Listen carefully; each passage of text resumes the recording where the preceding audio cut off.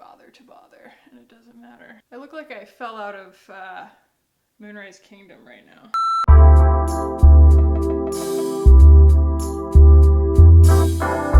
Hello, guys. Welcome back.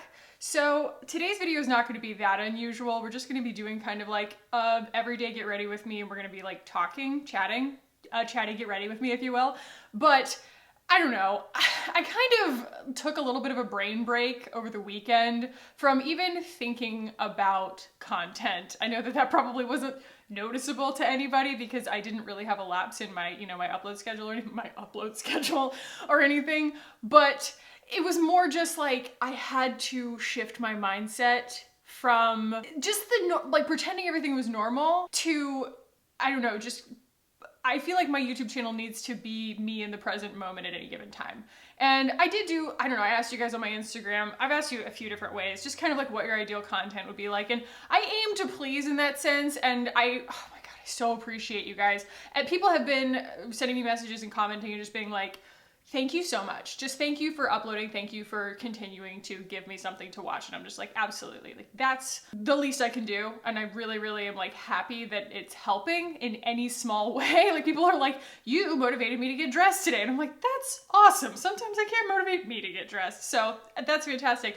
But I think that the biggest shift for me was like, half the responses that I got from like that kind of question was, I don't want to hear about it anymore. Like I don't, anything but the news, anything but the virus. I really try to stick to that, but I think that there's a lot of stuff that I need to get off of my brain right now about how I'm doing, how I'm coping, because I do think that we're doing some things right, and I do want to also just express gratitude for our situation.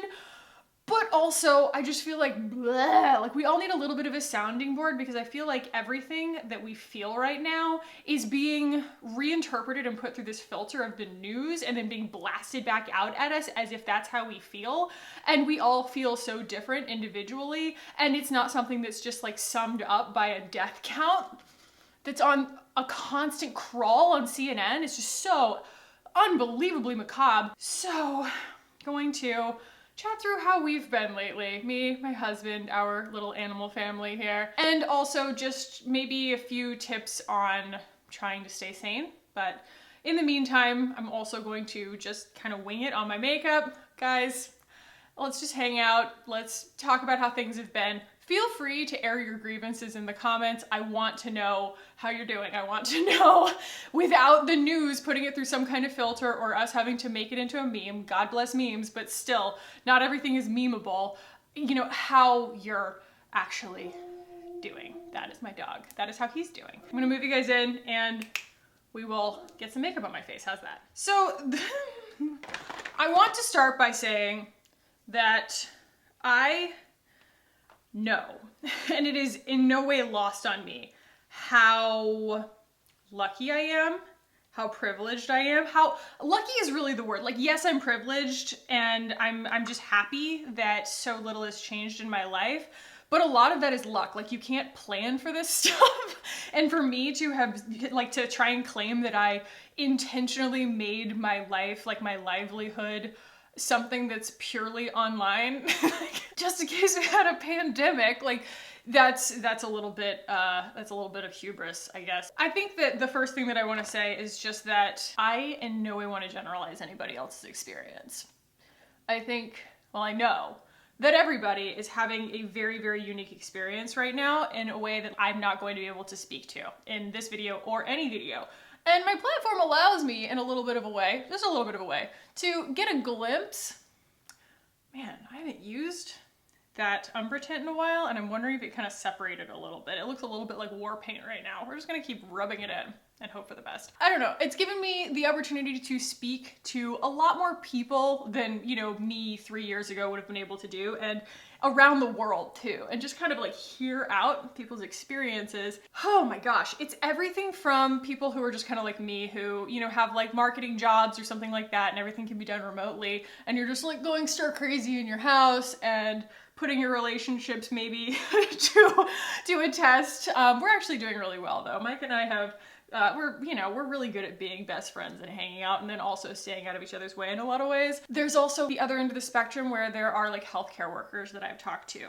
And there are healthcare workers who are on the front lines who are actually putting themselves very dangerously at risk every single day on behalf of us. Oh, isn't that nice? And then there's other, like I've talked to one healthcare worker who I think works, if I understand correctly, works in kind of like a specialty field where things aren't as urgent. And so they have essentially postponed all of their non-essential, non-urgent appointments, and they have basically cleared their schedules in preparation for the coming storm, as it were. And since at least the last time I spoke with this viewer, the coming storm had yet to actually come, it was just eerily quiet where she works, but she's going into work every day and they're just kind of waiting for the other shoe to drop. I can't even imagine. That's like such a strange and surreal environment. And then still, there have been some extremely interesting, doesn't really do it justice, people who I've talked to who are like, experiencing not just the virus. They are having things like earthquakes. You know, there was an earthquake, I think, in Utah, and then there was also one that a viewer brought to my attention in the Czech Republic. The way that she phrased it was just, went straight to my heart. She was like, you know, we were all complaining about being stuck in our homes, and then now we had to leave our homes and we're out cold on the street, and we want nothing more than to just go back into our homes. And I was just like, makes me just so grateful. And I guess that's my long way of saying that I don't aim to speak on anyone's behalf as far as their experience is concerned, and I just want all of this to be colored with the fact that I do absolutely know that, you know, my circumstances are about as ideal as they come with the context of what's going on. That was all pretty dark. I just need to say all this stuff out loud again, just like not let it be rephrased through the news. The news, guys, you kind of have to think about it, because I think that that's like one of the biggest things is like we were all glued to the news for a long time. And the 24-hour news cycle, obviously this is kind of a trope, but the 24-hour news cycle does not really serve us as a society very well under these circumstances, because they do treat it like some kind of sporting event, the way that they have like these crawls of just like death counts and things like that. And then a lot of people on TV can't help but try and politicize it and like place blame as if that's gonna do any good. It's like when someone walks out in traffic and they get hit by a car and they're like, but the pedestrian had the right of way. It's like, doesn't matter, you're dead. Like, it doesn't matter whose fault it is. Reality is reality, and we have to all kind of, you know, consent to be governed in a lot of ways, because we take for granted the ways that we have been taken care of our whole lives. Like, we take our realities for granted, and that's nothing to feel guilty about. It's just the way that it is. If you're born into a reality, that's what you're used to. And so the other thing that kind of drives me crazy about the news, and why I think it's just kind of toxic in large amounts, I want to kind of like phrase it as like, yes, it's an important thing, but at the same time, it's almost like a mood-altering substance in the sense that like you can OD on it. Like, it's okay in small amounts, but the fact that it's there for consumption 24 hours a day does not mean you should be consuming it 24 hours a day. Some of the positives I feel like that have come from this, and again, I don't want to like discount anyone else's experience. These are just kind of, this is me trying to look on the bright side here. And that is, I mean, for one thing, my husband bought and installed 2 bidets in our house. We have 4 bathrooms, and we have now 2 bidets. And getting used to using a bidet as an American is pretty funny. I've only been to France once, and I did not use the bidet while I was there. My mother and my sister have been kind of like proud, dare I say, Kackie bidet users for years now. Oh my gosh, oh my gosh. By the way, there's a declutter coming. This is just, it's gotten insane. Don't worry. All of your other requests for videos and content have been heard. You guys were like, I just want to watch something relaxing. I want to watch organization and declutters. That's coming. I'm gonna actually probably, after this, start doing like an empties, and then a best and worst, and then like a declutter and a reorganization, and a big favorites that I haven't done a favorites in 2 months. So anyway, Yeah, bidets are hilarious. I will stick in some footage here of my husband right after we plugged the first one in, I guess you would say, right after he installed it.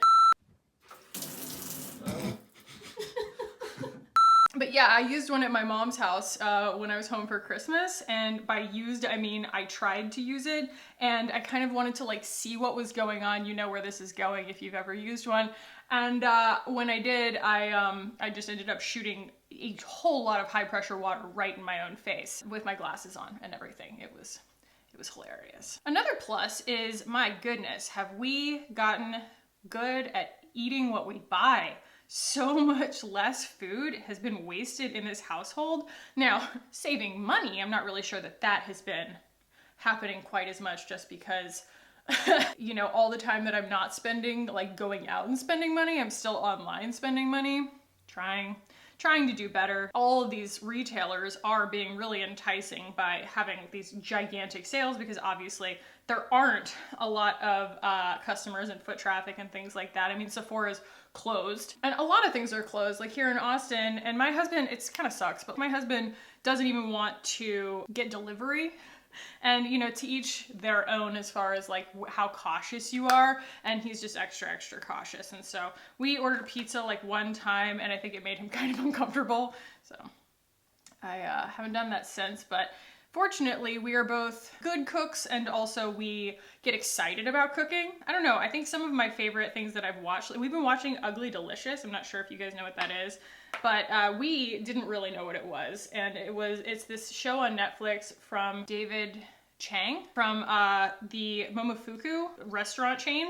It's like really high end. He's, you know, kind of a groundbreaking restaurateur, but he hosts it with all of his cool restaurateur buddies. It's incredibly interesting. Like every single person that like comes on camera, we're like, oh, we have that guy's cookbook, you know? We like didn't know who he or she was. And it's just been really interesting. Like it's just a very good storytelling, heartwarming, eye-opening, just variety of things. There's like entire episodes. There's like one on just entirely on crawfish and like the culture of crawfish. There's one that's entirely on the culture of fried chicken, and it is mind-blowingly enlightening.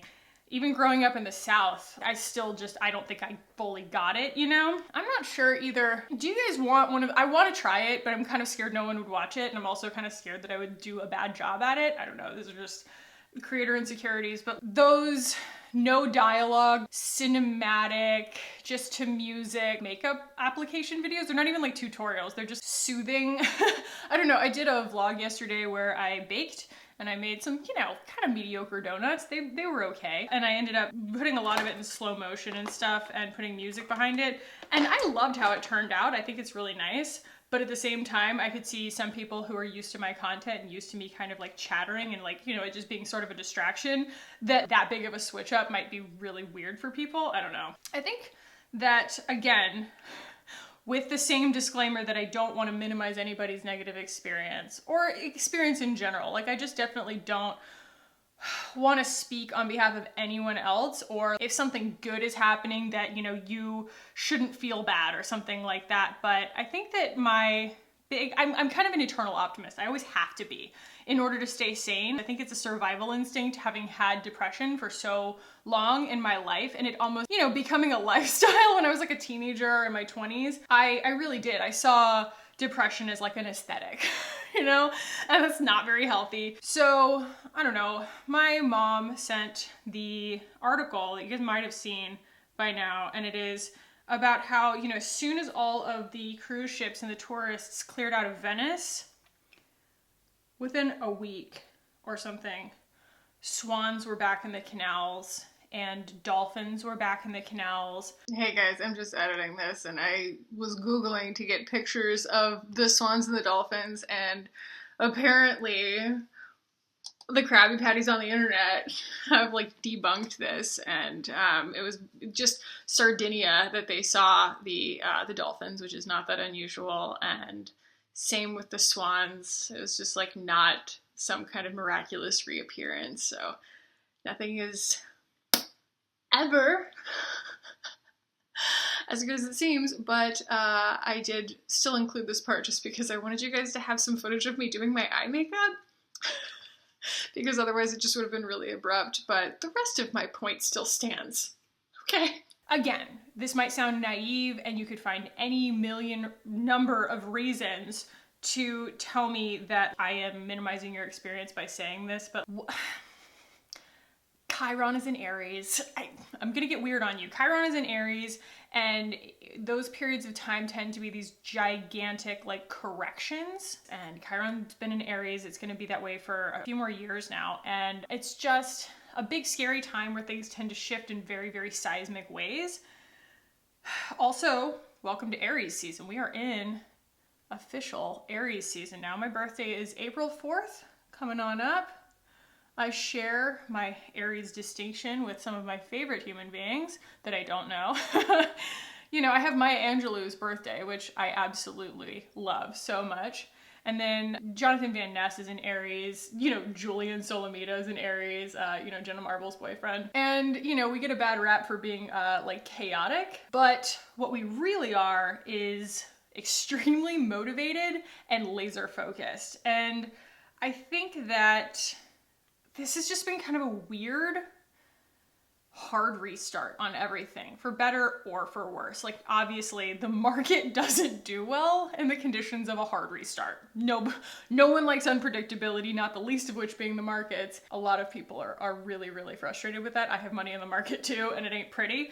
It's incredible to me, and it's inspiring to me how quickly nature decides to snap back. There's a George Carlin quote that I'm going to screw up here. As a society, we're all kind of aware of humans being the most invasive species, I guess you would say. And it's a burden that we all kind of carry with us at all times, just being like, God, you know, like, am I making a lot of waste, or should I be doing a better job? Shouldn't the whole world be doing a better job, etc. And I do think that it's funny that Amazon sold out of bidets. We're all becoming zero waste out of necessity, which is hysterical to me. Like, I kind of just want to see that as like a you know, bright and shining silver lining. The George Carlin quote is, you know, we're also concerned about, again, gonna misquote, but we're also concerned about, you know, our effect on the planet. The planet is just so much, you know, bigger and smarter than we are. At some point, it's just going to shake us off like a bad case of fleas and move on. And I'm just like comforted by that, and comforted by watching our impact be reversed in a matter of weeks when we just back away and let things heal. One of the euphemisms that I heard recently was that you get hurt if your body gets hurt. You don't need to understand the biology of your body in order for it to heal. You don't need to know why it's healing. You just need to keep it clean and stay out of the way. And I think that that analogy kind of applies to Earth too, that we all really needed a shock to the system, because let's just say I don't think leadership is making it a priority at the moment, that we keep it clean and get out of the way. And I think that that is something that is kind of becoming, I don't know, it's like a forced thing now, where it's like all of a sudden we're being forced to keep the Earth clean and get out of the way so it can heal a little bit. I don't know, that might be super duper optimistic, and you guys might be able to throw a lot of facts in my direction that I'm unaware of. I always anticipate that kind of stuff because I'm only one person that could totally shoot it full of holes and be like, actually, this is having a worse environmental impact because X, Y, and Z. Like, I don't know for sure. But the few little glimpses and glimmers that I'm getting of positivity, air travel being taken down a notch. Over China, they were able to do this crazy, almost like an ozone report, but it had to do with their atmosphere. And apparently the nitrogenated air or whatever, like the good for you stuff, had vastly increased just because all the industrial pollution had been cut by so much from people just staying in their homes. Because, I mean, let's be real. We do a terrible job prioritizing our footprint as a whole. As individuals, a lot of us are doing the best that we can, but like it's organizations and giant like money-making, money-hungry companies that need to be doing a better job of it. It like falls on the shoulders of the customer, and like that's the biggest load of bullcrap ever. The story that comes to mind, if you guys do, I don't know if you listen to NPR or any of the podcasts or anything that come out of NPR, but there is a great host named Shankar Vedantam, and he makes this show / podcast called Hidden Brain. And he talked a few weeks ago, almost like, I don't know, it was before all this had happened, so it was almost kind of like foreshadowing, but he was talking about how there was a strike in London for the tube, and it caused a bunch of people to have to caused everybody to have to figure out new ways of getting to work. Some people started walking, some people started carpooling, things like that. And when the strike was over, 25% roughly of those people who had changed their routines never changed back. And it had kind of this domino effect on the economy, a domino effect on the environment, and also of like even the train schedules and things like that. And he was just kind of giving this like overall analogy for the fact that sometimes these gigantic disruptions are the things that set us on course in ways that we could never have done on our own or predicted. I'm just kind of choosing to be an optimist. I know that, you know, this whole circumstance is not ideal, it's not fun, but I also think that a lot of us have been spending a lot of our time in, you know, the recent political climate and the actual climate being generally frustrated and feeling generally helpless. That was actually one of the things that I talked about at the beginning of this year, talking about just like a general feeling of helplessness and how my word of the year is unlearn. Is it weird to say that I feel like right now the entire world is unlearning? Like that's what we're doing right now as a collective, is just unlearning. It's crazy. One of the things, and this is just such, I'm gonna get weird on you. Something that I do, and I feel like it is actually like cutting to the chase of meditation. I'm about to let you in on a secret. And that is like, you know, most of us are sitting there trying to meditate, and God bless people who can just sit there and meditate. I gotta do something. I'm kind of a disciple, I guess you would say, of Dr. Joe Dispenza. And he really talks more about energy than just kind of like going internal. And the idea that energy can be motivated, it can be changed just by noticing, essentially. One of the things that I have noticed the most positive impact in my life from is when I'm meditating, and a lot of times even just when I'm falling asleep, it actually helps me fall asleep, is to actively put energy out. If that makes sense. I don't think that that's that woo-woo, to be honest. If you're meditating or if you're lying there in bed or whatever, on your exhale, you just consciously exert energy, even though you're like sitting still. You just kind of, it's a weird thing to try and describe, but you just kind of radiate it. And I think that the best energy to try and radiate is unconditional love. And like, it's just the thing that the universe needs more of. And I don't want to sound all goop labby on you, but I think that it has had a positive effect on me and my mindset, the way that I sleep, the way that I wake up, that kind of thing. But also just generally knowing that I'm giving something positive back into the world and like motivating my own energy, at least what I can be responsible for, towards something more positive and something that is maybe counterbalancing somebody else's negative energy. I don't know.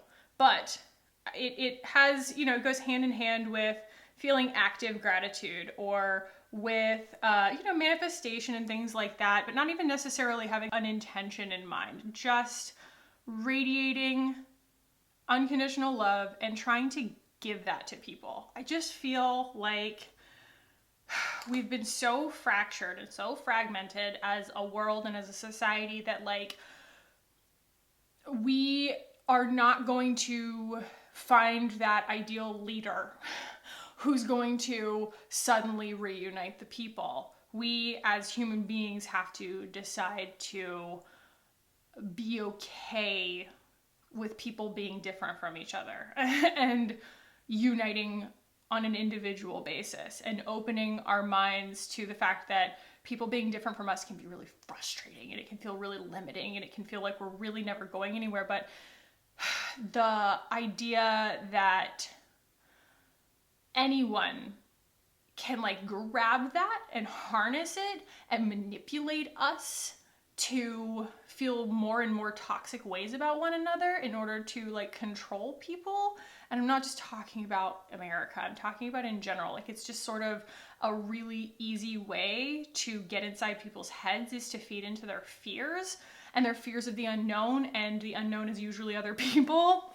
It's pretty simple psychology. I think that one of the biggest things that like I've learned from, I mean, even just listening to the second season of The Dream, information and correct information is so hard to get to. It's so hard to get to. It's so hard as individuals to seek out the experts who will truly demystify the things that we are curious about.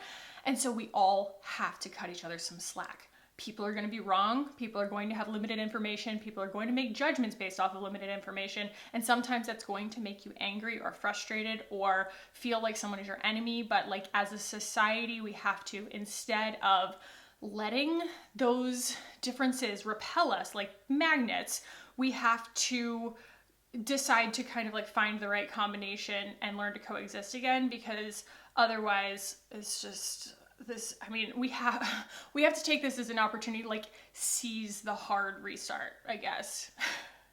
Because I mean, literally people can't even vote right now. Like what is life? It is like so surreal that it really is like on the individual to just take some time and be with yourself and be with the universe and just do some hard thinking, some soul searching, make some decisions about how you kind of want to move forward, if that makes sense. So those are the ways that I'm kind of using this extra space and time in my life, is to not just make the best of it. I'm not like, make the best of it, guys, enjoy it. Like that's not the point. The point is that this is not just a suspension of reality. This is just such like a freaky anomaly, and to maybe, if you can, use the time to figure out where your new center is. You know, it's Aries season, like I said. It's the beginning of the zodiac, so it is technically the new year. We just hit the new year on Friday. If any of those things resonated with you, feel free to take them with you. If any of them sounded really stupid to you, feel free to just leave them behind. That's the whole point.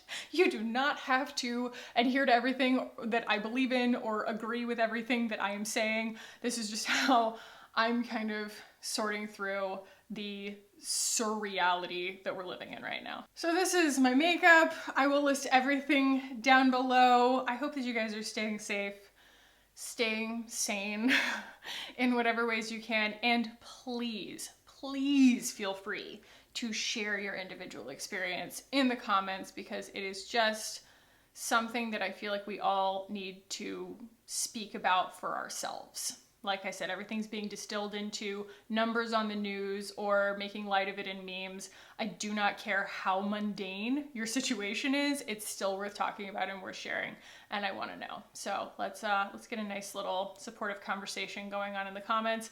Thank you guys for watching. If this is my first video that you're watching, I'm sure it's a weird one for you, but you know, maybe subscribe while you're here, hit the notifications. I'm uploading as often as I can right now. If you did enjoy it, give it a thumbs up. I am, like I said, going to be going into what I consider to be pretty normal end of quarter content coming up pretty soon. Like I said, empties, declutter, organization, roundups, things like that. Let me know if there are any products that you guys are like, or like product types that you really want to see roundups of besides skin tints, because that's definitely happening, but like we could do updates on other ones and things like that if you guys are interested, if you're new to my channel and you don't feel like going back and watching every single one of my videos or something. So let me know.